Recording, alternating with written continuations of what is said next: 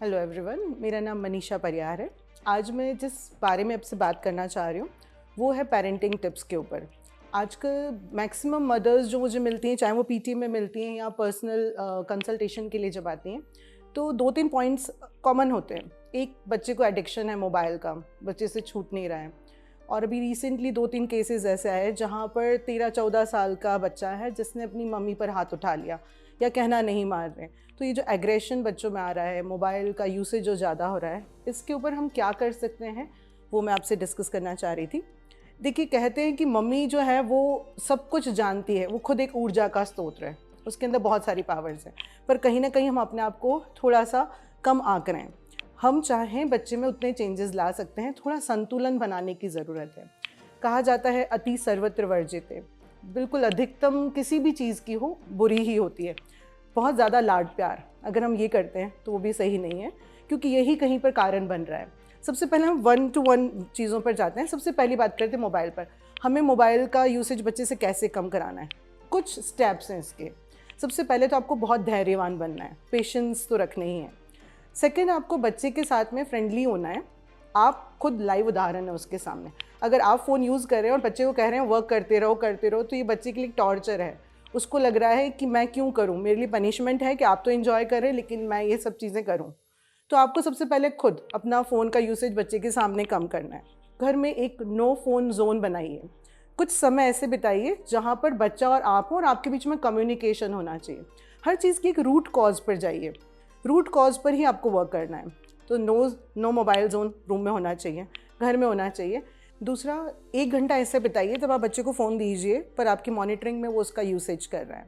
Second, उसको जिस work में उसको प्रॉब्लम आ रही है, चाहे वो क्लास वर्क हो, होमवर्क हो, आप बैठिए साथ में, उसके साथ टाइम बिताना शुरू कीजिए, उसकी इस प्रॉब्लम में उसकी हेल्प करना शुरू कीजिए। देखिए, कहा जाता है कि 21 डेज़ लगते हैं किसी भी आदत बनने में। तो आप जब बच्चे में कोई हैबिट डेवलप करना चाह रहे हो तो 21 डेज़ आपको धैर्य के साथ उसके साथ बिताने हैं, तभी आप उसकी इस हैबिट को, जो उसमें मोबाइल यूसेज की आ चुकी है, इसको रिमूव कर पाओगे। सेकंड, एग्रेशन जो मैंने अभी बताया, मेरे पास लास्ट मेरे जो क्लाइंट आए थे एस्ट्रोलॉजी कंसल्टेशन के लिए, उनके 13-14 ईयर्स के बच्चे ने उन पर हाथ उठाया। वो एक सिंगल मदर हैं और उनको ये लोगों को बताने में भी उनको बहुत हिचक शर्म लग रही थी कि मैं ये कैसे बताऊं कि मुझे अपने बेटे ने हाथ उठा लिया है मुझ पर। ये वाली चीज़ें जो बच्चों में एग्रेशन आ रही है, आपको संतुलन बनाना है, प्यार करना है, लेकिन लिमिट पता होनी चाहिए बच्चे को भी और आपको भी। आपको ये पता होना चाहिए कि आपको किस हद तक बच्चे को प्यार करना है, उसके बाद स्टॉप होना है, क्योंकि हम अपने सम्मान को दांव पे लगा के प्यार नहीं कर सकते हैं।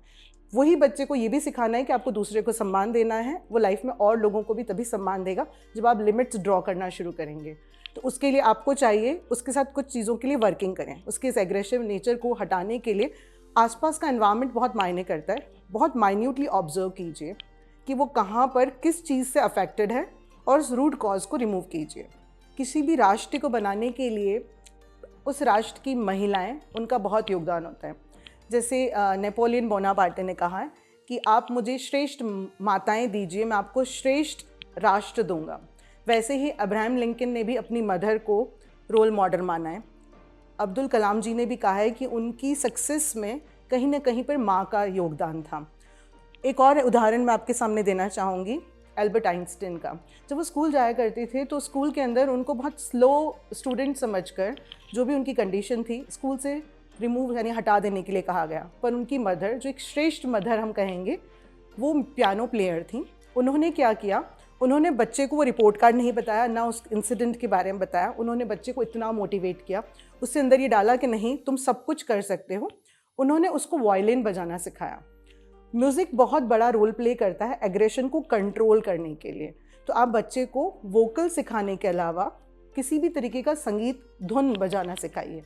इंस्ट्रूमेंट जब आप प्ले करना शुरू करेगा तो म्यूज़िक की जो तरंगें निकल रही हैं, वाइब्रेशंस निकल रही हैं, वो बच्चे के माइंड को स्टेबल करना शुरू करती है, हमारे चक्रास को कंट्रोल करना शुरू करती हैं।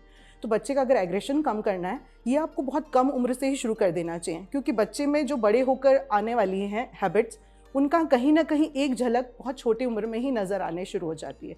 तो मदर को चाहिए कि वो बहुत माइन्यूटली बच्चे को ऑब्जर्व करें और उनको आगे बढ़ाएं। अल्बर्ट आइंस्टाइन इतने बड़े साइंटिस्ट बने बिकॉज उनकी मदर की वजह से। उन्होंने उनको म्यूज़िक के ज़रिए हील करना शुरू किया था और वो एक महान साइंटिस्ट के अंदर कन्वर्ट हुए। आप भी अपने बच्चे को डॉक्टर, इंजीनियर और एक बहुत अच्छा इंसान बना सकते हो अगर आप उनके ऊपर वर्क करते हो। ये मदरहुड या पेरेंटिंग इजी टास्क बिल्कुल भी नहीं है।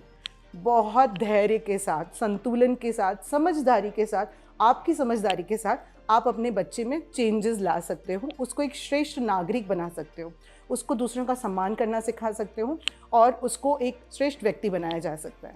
मैं तहे दिल से उन सभी मदर्स को जो बहुत समझदारी के साथ, धैर्य के साथ अपने बच्चों की परवरिश कर रही हैं, उन्हें सलाम करती हूँ। जय हिंद, जय भारत।